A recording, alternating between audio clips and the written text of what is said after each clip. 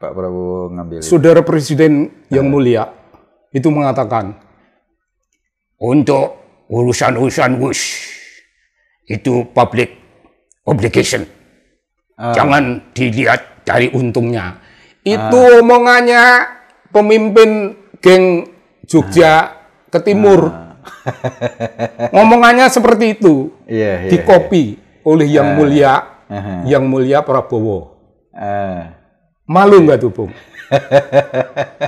Ya, tapi memang kan sekarang KPK sedang melanjutkan atau katakanlah menelaah kasus tersebut. Ada satu problem, katanya ada tanah negara yang dibebaskan. Iya. Tapi kemudian dibeli lagi oleh negara. Jadi tanahnya milik negara. Halim bukan itu? Saya nggak tahu tuh. Yang Halim Perdana Kusuma. Dibeli lagi dengan harga yang tinggi. Makanya KPK sedang menelaah dari mana pembengkakan biaya WUS itu. Dan pembengkakan dari G2G dengan Jepang menjadi B2B dengan Cina menjadi 3 kali lipat. Ini problem. Prabowo nggak ngomong ini.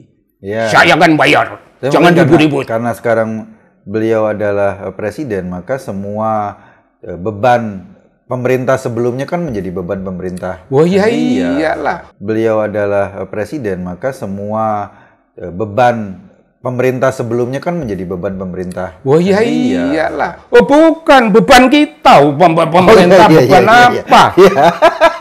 Beban kita. Kita yang harus bayar utang rupanya. Kita yang bayar utang, enak aja pemerintah. Emang pemerintah gablek duit. Gitu, Bung.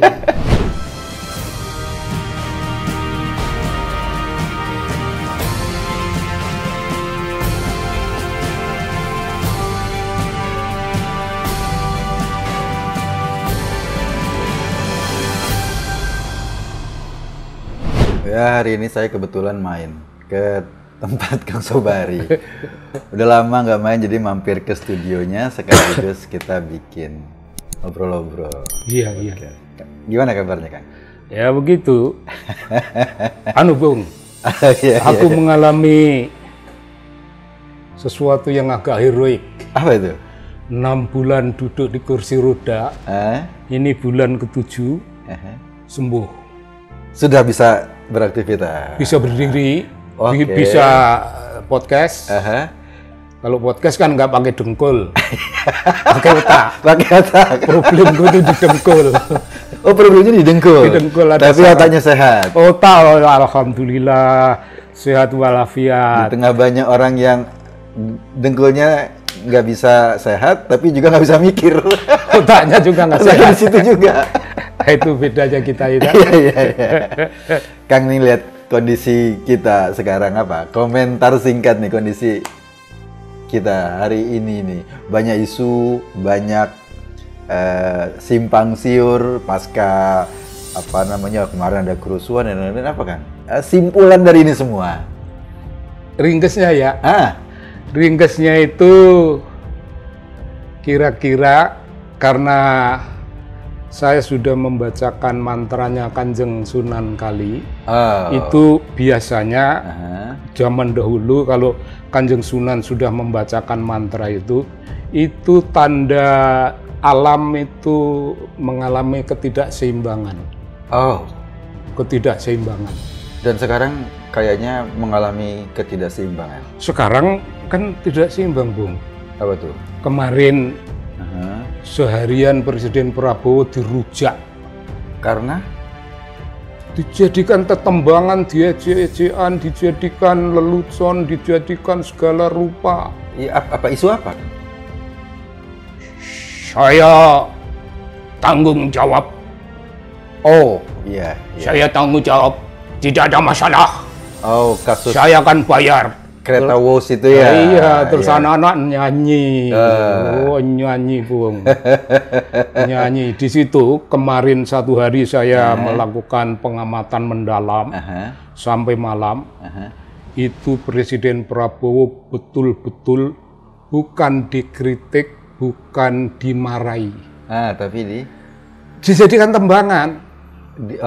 Karena Presiden Prabowo mempermalukan dirinya sendiri.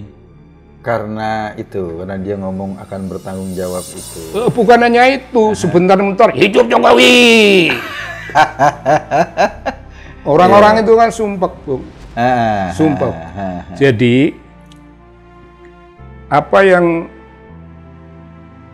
dalam minggu-minggu ini terjadi itu suatu fenomena alam, akan tapi alam itu mengguncang dunia kekuasaan. Dunia kekuasaan itu kekuasaan yang tidak akan stabil. Apakah geng Jogja yang akan guncang? Geng Jogja tuh? Jogja Ngetan. Geng Jogja Ngetan. Jogja Ngetan itu yang akan guncang. Karena tempo hari itu orang itu dijadikan ketawaan juga, Bung. Jadi dia itu celila-celili.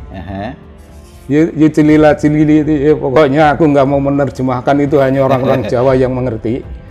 Celila-celili lah. Celila-celili pokoknya muncul tanpa wibawa, muncul tanpa apa, dan ada suara mak-mak. Bayar utang. Oh gitu? Bayar utang. Itu di video ya? Di video. Bayar utang. Dan dia celila-celili begini, Bung. Waduh, Bung. Itu rontok wibawa. Rontok. Rontok. Karena apa? Apakah orang-orang itu yang merontokkan? Oh tidak. Alam yang merontokkan. Dan alam merontokkan karena ulahnya orang itu sendiri. Pemimpin Jogja Ngetan. Jogja Ngetan. Jogja Ngetan. Gitu, Bung. Jadi Jakarta bisa guncang, di sana sudah guncang dari dulu. Tapi terakhir surveinya Indikator tuh menunjukkan tingkat kepuasan publik pada presiden tinggi. Jadi kalau disurvei secara rata-rata, wah masih oke gitu. Nah, dalam hal ini survei itu bagian dari dunia ilmiah, tapi saya orang antropologi. Nah, apa bedanya tuh? Survei yang mengambil atau sampelnya opini publik dengan suasana antropologi. Ini penting juga kan? Survei itu orang-orang yang menyembah angka. Percaya pada angka. Dan lupa ada dalil. Lying with statistics. Oh iya. Kalau saya, nah kalau secara antropologi gimana? Kualitas. Kualitas. Sedikit-sedikit melangkah, seperti yang saya katakan. Apakah Prabowo diejek? Tidak, rakyat tidak mengejek. Itu Prabowo in a candid camera. Itu Prabowo dipotret dalam keadaan aslinya.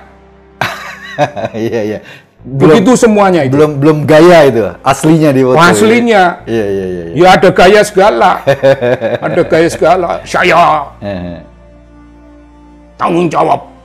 Iya, karena rame kan isu tentang utang WOS itu kan. Mengerikan, Bung. Dan ada satu yang orang tidak membicarakan, sampai saat ini orang tidak bicara. Kecuali utang besar yang akan dibayar Prabowo. Tapi ada anak yang ngomong, Bung, dan seterusnya. Saya ingin ngomong satu hal.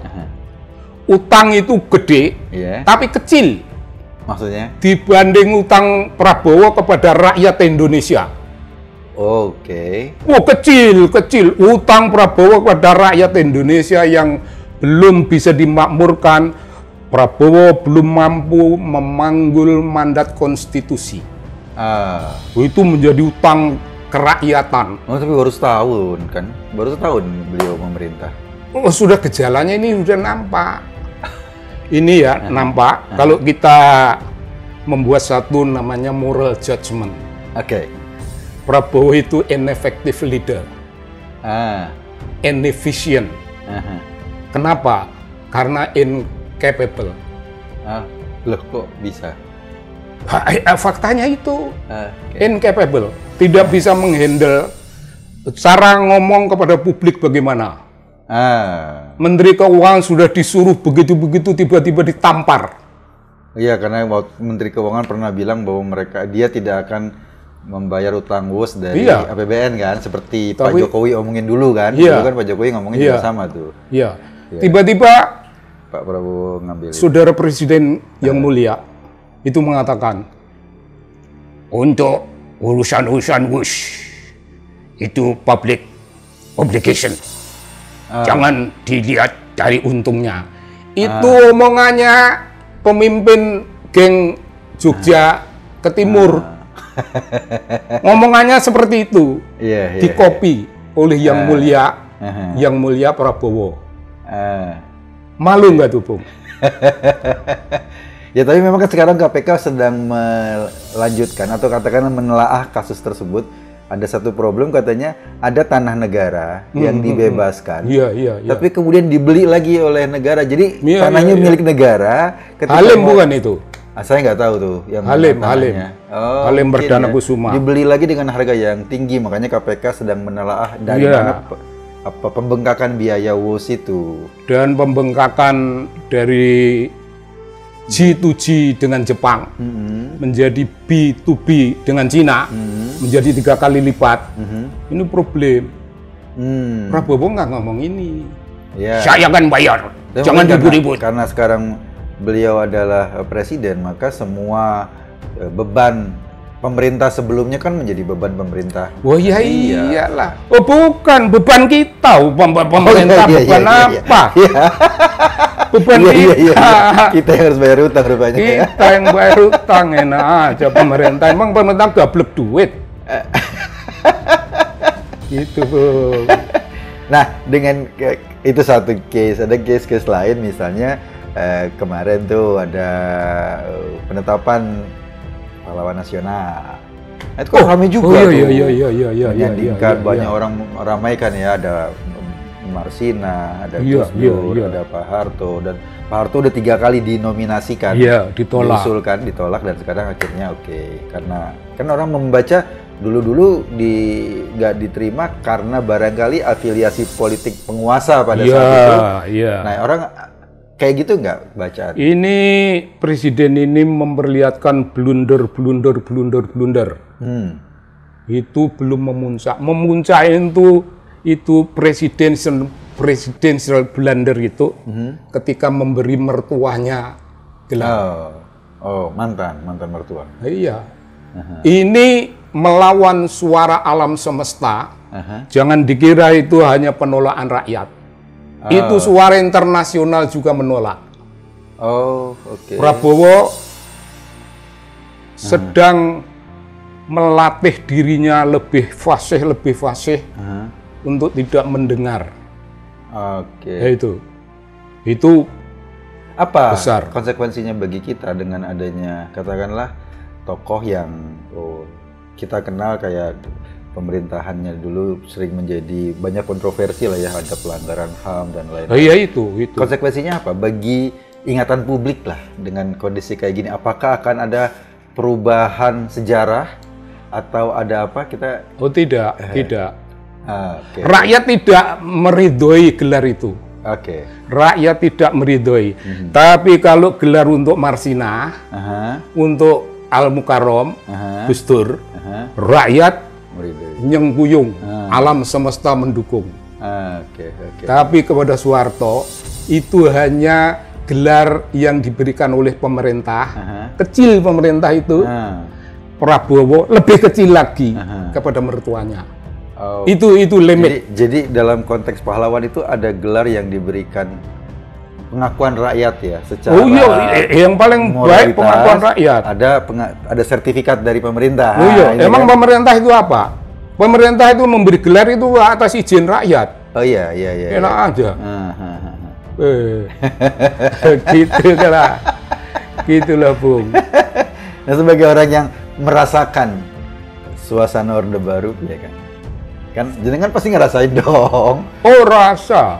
Apa yang Rasa. tergambar saat inilah. Kok banyak juga orang yang bilang loh memang ada salahnya, tapi kan juga ada jasanya. Pak Harto itu punya salah karena mungkin nggak ada manusia yang sempurna dalam menjalankan pemerintahan, tapi kan jasanya kan juga ada. Nah, mungkin apresiasi itu terhadap jasanya mungkin. Tapi apa sebetulnya yang menjadi problem dari para katakanlah intelektual yang pada saat Orde Baru itu sudah ada dalam suasana itu. Moral judgment semacam itu diberikan oleh orang-orang yang tidak memiliki sikap politik yang jelas. Kalau kita punya sikap politik yang jelas, Soeharto punya kesalahan macam gini, Soeharto punya jasa ini, mari kita bikin suatu timbangan. Orang semacam ini pantas jadi pahlawan. Kerusakan yang ditimbulkannya, kedoliman yang dibikinnya, dan otoritarianisme yang diwariskan kepada Golkar sekarang ini, itu masih menjadi kekuatan yang mengerikan. Jadi kedahsyatan pengaruh buruk Soeharto sampai hari ini masih. Tapi bagaimana? Orang masih bilang itu mau belagak bijaksana. Iya, kan tidak ada orang sempurna. Dari dulu kita udah tahu nggak ada orang sempurna. Iya, tapi Soeharto punya jasa. Kita udah tahu dia punya jasa. Tapi mari kita fair. Kita bikin suatu timbangan. Jasanya seperti apa, kehancurannya seperti apa. Atas dasar itu, semua rakyat Indonesia itu dari zaman Soeharto, dari zaman Bung Karno sampai zaman Soeharto sampai sekarang, itu orang-orang yang menderita, yang terinjak tapi tabah. Gitu. Mereka itu tabah, rakyat Indonesia itu orang tabah. Menjadikan sekali Indonesia nih. Maka mereka itu aku kasih gelar, Bung. Ini teori pembangkangan sivil. Civil disobedience. Dalam teori itu, aku memberi rakyat Indonesia seluruhnya itu mahkota. Rakyat itu memakai mahkota kesabaran. Ada tulisannya, Bung. Mahkota dalam jiwa, mahkota jiwa yang isinya kesabaran itu, tulisannya Revolutionary Marhain.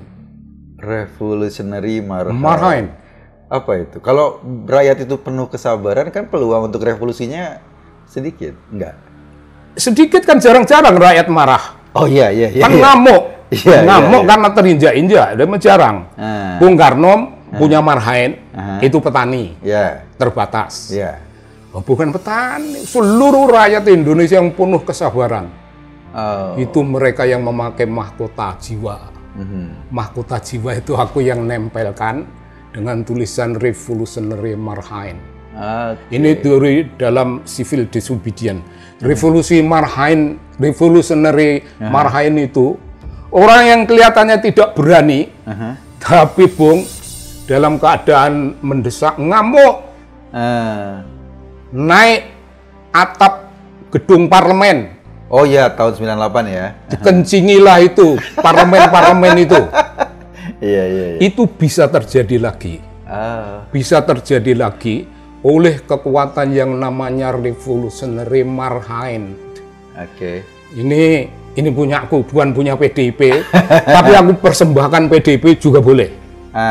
Tapi kan dalam konteks katakanlah masyarakat yang ngamuk, kan korbannya nanti masyarakat juga. Iya, masyarakat juga. Biasanya kan gitu, revolusi memakan korban anak kandungnya sendiri. Iya. Tapi itulah dalil alam semesta. Jadi begini, Bung. Ada suatu novel, Animal Farm. George Orwell. Diterjemahkan Mahbub Junaidi. Binatang-isme. Di dunia binatang, itu ada babi gede yang otoriter dan menindas hewan-hewan yang lain.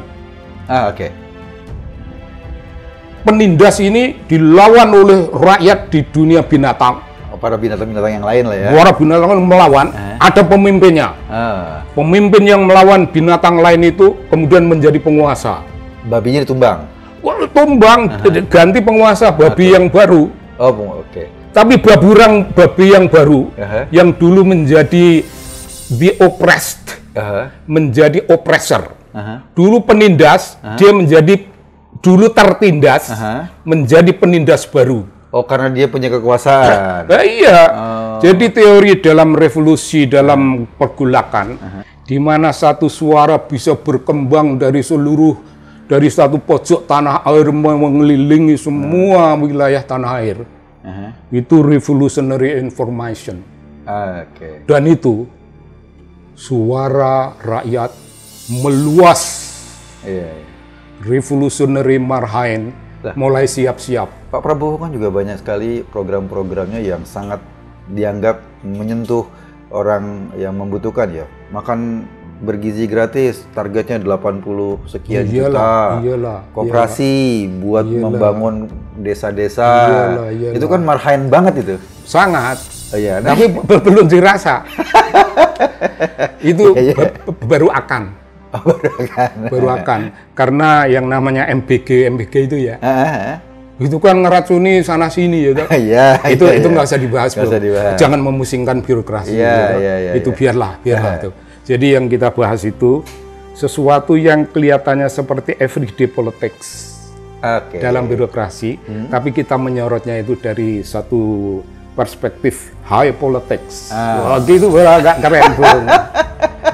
Macam gitu. Kalau ngomong politik hari ini, kadang-kadang kita bingung. Saya kayak kita baca di dunia ya, tiba-tiba ada Nepal. Tiba-tiba ada apa di tempat lain gitu ya, yang gejolaknya luar biasa gitu. Nah, ada yang bilang mereka terinspirasi dari gerakan Indonesia.